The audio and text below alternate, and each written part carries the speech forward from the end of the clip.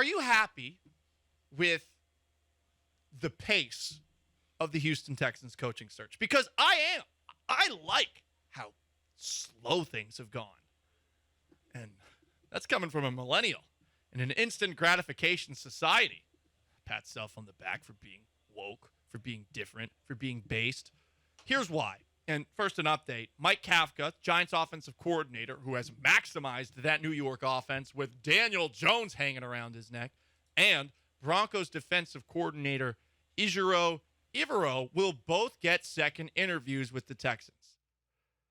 They can interview Jonathan Gannon, Eagles defensive coordinator, Eagles offensive coordinator Shane Steichen, and 49ers defensive coordinator DeMeco Ryans a second time after Sunday. You got 2 weeks in between the Super Bowl.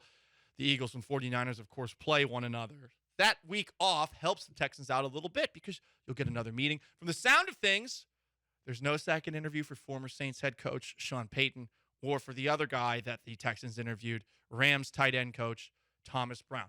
This is all good. There is absolutely no reason to rush this.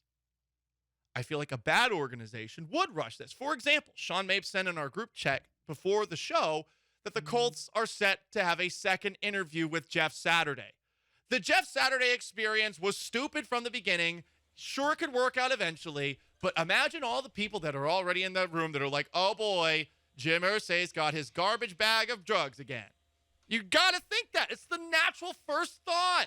It's unfair, perhaps, to Jim Irsay. He might be on the clean and narrow, but that's the first thing you think of when the guy's thinking to himself, I'm going to fire Frank Reich, even though he's been saddled with ass at quarterback for the last couple of years, and then I'm going to hire a guy who's literally an ESPN analyst right now. You don't want to be hasty and shoot from the hip. I will say the second Jeff Saturday interview is a real Texans move. That's a real you expect that from the Texans, right? Not the Colts. And you know what? No Josh McCown talk. I know some of you guys are thinking to yourself, I've seen this on the comments on the videos I've posted on YouTube or on any platform. Well, they're going to hire Josh McCown. I looked at Pro Football Talk. That was 2 comments, and the Texans are getting a second interview with Mike Kafka. Maybe they're not. Maybe a little bit of faith going forward. Maybe it's Josh McCown wearing a Mike Kafka costume. That would be kind of hard, though, because... rips it off like Mission Impossible. But the problem would be at the top, because if Josh McCown's going to, I guess you'd have to skin Mike Kafka to do that Mission Impossible kind of move, unless there's some sort of technology that allows you to do it artificially. You can wear a bald cap. But the thing is, Sean, have you seen Josh McCown's hair? It's very vertical. It is so vertical. I mean, he looks like Ivan Drago. Exactly like Ivan Drago from Rocky IV, the Russian bad guy. You wouldn't be able to pull the head, the skin all the way down anyway. Sorry, this is getting a little bit dark. Back to why I'm happy the Houston Texans are patient. I have a theory, and perhaps this is why I am still single, but I'm of the belief that first dates are BS. They are crap. They are bleep. You know why? Everyone is at their best on that first date. Everyone looks their best. You're not really doing that many exploratory things unless, I don't know, there's an idea in both of y'all's heads that this is not going to be a future long-term relationship. This is going to be, Occasionally you'll get a kiss on the first date. Sometimes you'll do other things on a first date. But you're not going to find out if you're compatible with the person on that first date. You're not. You might think you will. Not to pat myself on the back here, but I would say that generally when I go on a first date, I expect the second date to happen. The second date is where I'm like, oh, what's going to happen on this second date? Because I usually feel like things go pretty well. I think I'm pretty good at talking, unless I'm not. That would be bad. Not just for me, but for this entire radio station. So I think that these first interviews are BS, and I'm glad that the Texans are getting seconds. And honestly, I think they should do thirds with everybody. Don't be too slutty, okay? You got to take your time to get to know somebody before you get to know somebody. So I'm hoping that the Texans continue to be patient. And there are reasons to be patient, too. Number 2, maybe there's somebody they haven't even thought about as a coaching candidate. And we introduced it yesterday. Bengals defensive coordinator Lou Anarumo. The guy's pretty good. And I saw a tweet yesterday from Louis Riddick who said he's had a one-on-one conversation with Anarumo. And said he was incredibly impressed and that it's kind of BS that nobody's interested in him as a potential head coach.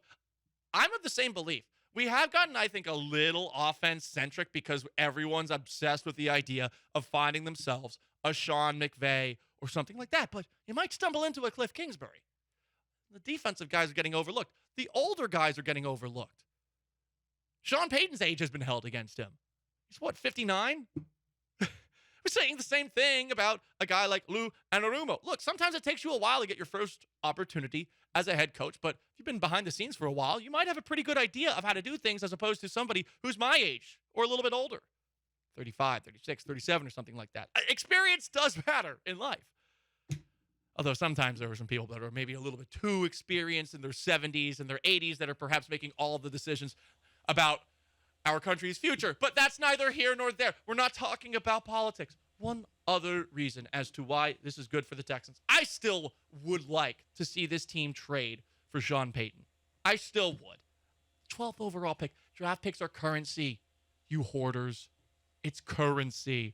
Oh, but on the 12th pick, you might get J.J. Watt again. Yeah, you also might get, I don't know. Think about, well, Texans actually have a pretty good track record when it comes to drafting in the first round. But you could end up with a complete swing and a miss with that 12th pick, too. So I'm okay using it to trade for Sean Payton. And here's a recent report about Sean Payton. There's no market for him. Benjamin Albright, who covers the NFL, he's based in Denver, said this: "From everything I've heard, it doesn't appear Sean Payton has much of a market. Jobs he wanted didn't open." Sounds like Dallas. "And outside of Denver, there just hasn't been much interest." He says we'll see about Arizona. Strong possibility he goes back to TV. Here's the thing about this. You heard sort of leaked out through Saints media that Mickey Loomis is looking for 1-2 first-round picks in exchange for Sean Payton, which to me does seem ridiculous. But if there's no market for him, no one's going to offer that. And next year, Mickey Loomis will get less for Sean Payton. He will get less. Is he even under contract next year? Because that's part of the reason, because he retired. And I think you have to fulfill the contract, Sean. And if you're retired, technically the contract just stays in goes limbo. Until... Oh, okay. I could be wrong on that, and maybe some lawyer that knows retirement law or something like that could fill me in. Or just an NFL reporter. Or a contract person. Yeah, anyone. You know what? Send in a text. It's the most interactive sports talk show in Houston. We admit we know what we know, and we know we don't know what we don't know. But we know. I don't know what you just said. Hang on, one more time. 3. We know what we don't know. Excuse me. 3, 2, 1. We know what we know, and we don't know what we don't know. And we know we don't know what we don't know. I see how you got confused. It's tricky. Paul Galaccio, ESPN 97.5 and 92.5. 713-780-3776 to call in. To text into on the HRP listener line. Akalon says on Twitter, twitch.tv/ESPN 97.5. This conversation's on the table. You happy with the Texans being patient? You should be.